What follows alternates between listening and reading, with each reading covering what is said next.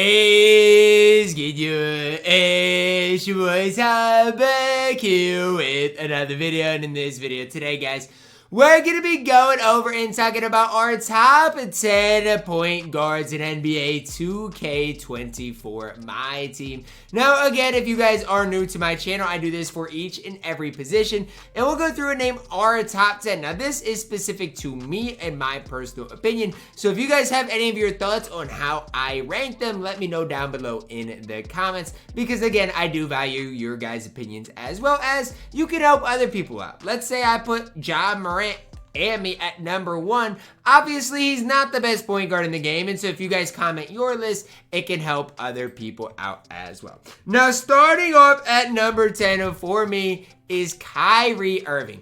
A lot of people might not even have Kyrie on their list anymore. I personally do. I still think Kyrie Irving can hoop. I do, and I honestly don't think Kyrie's player build is bad enough that he can't play defense. Like a lot of people, if they're offensive-minded point guards, I'll be like, you know what? They're at this low because they play no defense. Now for Kyrie Irving, sure, there are better defensive point guards in the game. There's no ifs, ands, or buts about it. But is he one of the worst defenders in the game at the point guard position? I don't think so. I think he can defend at a decent enough level. 6'2", 6'4", wingspan, hot spots from 3 to 5 places around the arc. Movement-wise, good. Release-wise, I think is pretty solid. Half range is obviously good. Now, obviously, defensively, he's not great, but his player model is not horrible. He's coming in at number 10. At my number 9, Diamond Steph Curry. Look, Steph Curry has gained some respect, at least for me, in the past couple of weeks. A couple of weeks ago would have had Kyrie over Steph, no ifs, ands, or buts about it. But as I've been using Steph a little bit more, I've been, at least appreciating what the card does provide for you guys on the court. It really is preference between Steph and Kyrie. I do think Kyrie's player model is still better. Steph, I think, has the quicker, at least, release. Whether it's easier to green or not, that's obviously a different story. But it obviously, it is quicker. No ifs, ands, or buts about it. Between the two, it is preference-based. I do think the majority of us watching here are going to like Steph Curry more than Kyrie Irving. Is he worth locking in if you don't have him locked in? Absolutely not. Something to keep in the back of your minds. At my number 8, Pro Pass Reward Donovan Mitchell. So at the start of this season, if you were to spend the $10 to $20 and get Donovan Mitchell, you got a really solid point guard. Now, was he worth that? I don't know. That's totally up to you. I really do like the card all around. He is only 6'1", but he feels way larger than that on the court. Gonna play a little more defense than a Steph, than a Kyrie Irving. And offensively, he still can knock down shots like a Steph, like a Kyrie. He's going to also be able to dunk the ball way better than those guys. So if you're wondering why I have Donovan Mitchell over guys like Steph and Kyrie, I just think he's a more complete player. And if there is one thing about the TyDeBo YouTube channel, you should know I love my complete players. I don't like cards that can only shoot. I don't like cards that can only attack the rim. I like cards that can do a little bit of everything. And I'm telling you right now, Spider Mitchell, he can do a little bit of everything in my team. His ability to dunk the ball definitely does not go unnoticed for me when I do go through and rank these cards, especially when comparing him to a Steph or a Kyrie Irving.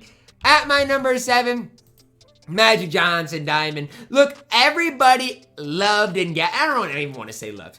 When this card came out, everybody gassed Magic Johnson up. Oh, Magic Johnson's going to change the game. Tall point guards are going to run the game. Magic Johnson's this, Magic Johnson's that.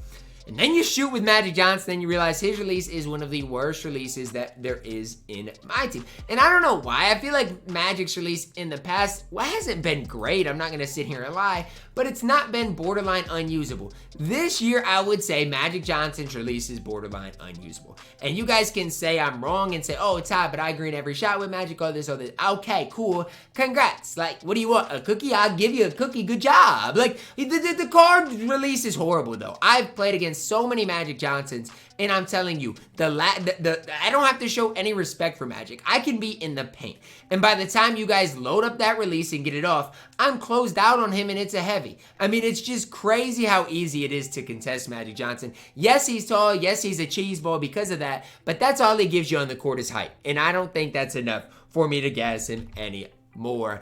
At my number 6, I'm plugging in Diamond John Wall, 6'3", 6'9" wingspan. A card who, I gotta be honest with you, I personally don't have a ton of success with, but I see a lot of others who do, and a lot of others who do like this card. To me, he's just a little better version of a guy like Donovan Mitchell. Yeah, now, yes, I do know Donovan Mitchell's 3-ball is going to be a little bit better. Meanwhile, John Wall is a little bit taller, but it's just far as being able to do everything on the court, they both can.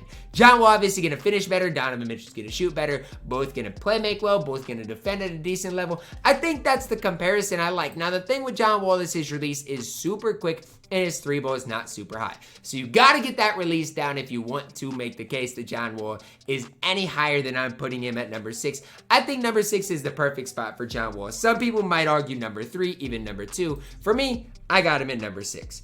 At my number 5, this one a lot of people are going to disagree with. I'm plugging in Dwayne Wade. A lot of people watching this are probably like, what tied Dwayne Wade over a guy like John Wall? That doesn't make sense. Well, here's what I would encourage you guys to think about. Think about the defensive end of the court, and that Dwayne Wade is going to be better defensively than John Wall, and I'm not good shooting-wise with either of them. And so that's kind of my whole thing between John Wall, between Dwayne Wade is, I mean, to me, I'm going to knock down equal shots. I know Dwayne Wade's release is slower, but I'm going to probably green more with him than John Wall. So you got to take the good with the bad, and I think Dwayne Wade is overall just a better defensive player and going to get me more stops. That's ultimately what it comes down to for me. Not that I don't like John Wall, not that I love Dwayne Wade, but I do think Dwayne Wade gives me slightly more than John Wall. That is why D-Wade comes in here at number 5. At my number 4, we're plugging in Diamond Lonzo Ball, 6'6", 6'7" wingspan. So think of everything I just said about Dwayne Wade on a higher level. That's what I think about Lonzo Ball. The similarities between Lonzo and D-Wade are definitely there. One thing I definitely like more about Lonzo is he's taller, he's going to defend a little bit better, and those things do matter when it comes down to it. Not that I don't think a guy like Dwayne Wade is bad defensively, because he's good defensively. I just think Lonzo Ball gives us a little more on the court as far as an overall point guard. Even shooting-wise, I think his release is a little bit quicker than Wade's, and I think that does matter, and that needs to be taken into consideration as well. Not that I love Lonzo, not that I run Lonzo. He is, really solid, and I do like the card. He comes in here at number 4. At my number 3, Amethyst Cade Cunningham. I'm gonna say it. I still think Cade Cunningham is underrated. And I don't know who needs to hear it, but I do. I think people aren't respecting Cade as much as they need to. This card is so good and can do it all on the court. And it all starts with his release. His release on normal timing is so quick and so good. And the defense he plays, the height he provides, everything else he does on the court is fantastic. Now, is he your primary ball handler? I'd say no, I'd lean no, but outside of that, man, he defends pretty well. He is going to, he's going to shoot the ball well. He's going to attack the rim. Cade does everything well on the court, and the only reason he's not a primary ball handler, in my opinion, is he's just too tall, and obviously taller players don't move as well as smaller players. Cade, one of the best point guards in the game, and one of the best value cards on this entire list. At my number 2, Diamond James Harden. Yes, I still think James Harden is slightly better than Cade Cunningham when you compare the cards side by side.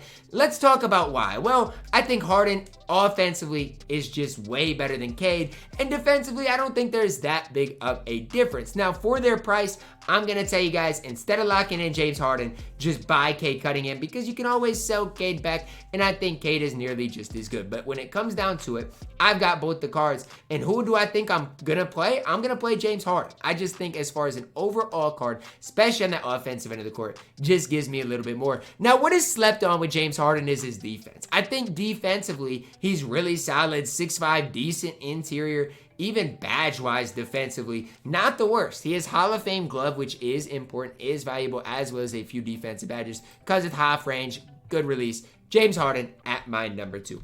At my number 1, the best point guard in my team right now, in my opinion, is Shai Gilgeous Alexander. Now, when James Harden first came out, I said James Harden was better than SGA. Badge-wise, stat-wise, all those things are true. Now, what's not true is how good SGA's release is and how good his movement is. And that's where I'm like, I know people like James Harden, but I think SGA is the better overall option. Now, that's just me. SGA based on Clique, one of the best releases in the entire game. Pro leaner, MJ dribble style.